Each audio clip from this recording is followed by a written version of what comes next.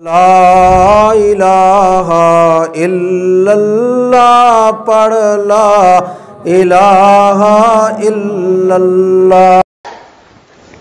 نبی علیہ السلام نے ارشاد فرمایا عجبت من قضاء اللہ عز وجل للمؤمن ان اصابہ خیر حمد ربہ وشکر، کہ میں حیران ہوں، تعجب ہوتا ہے مجھے مومن کے حال پر کہ جب اللہ تعالیٰ اس کو اچھے حال میں رکھتا ہے تو وہ اللہ کی حمد بیان کرتا ہے، اس کا شکر ادا کرتا ہے۔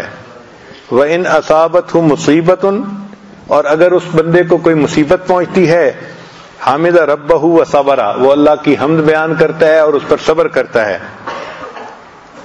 المؤمن یؤجر فی کل شیء، مومن کو ہر بات میں اجر ملتا ہے، حتی فی اللقمۃ یرفعها الی فی امرأتہ، حتیٰ کہ بیوی کے منہ میں لقمہ ڈالتا ہے اس پر بھی اللہ اجر عطا فرماتے ہیں۔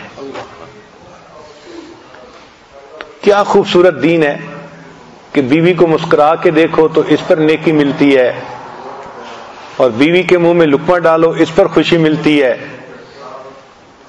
اپنی ہی انسان ضرورتوں کو پورا کرتا ہے، اللہ نے اس پر بھی ہمارے لیے اجر لکھ دیا ہے۔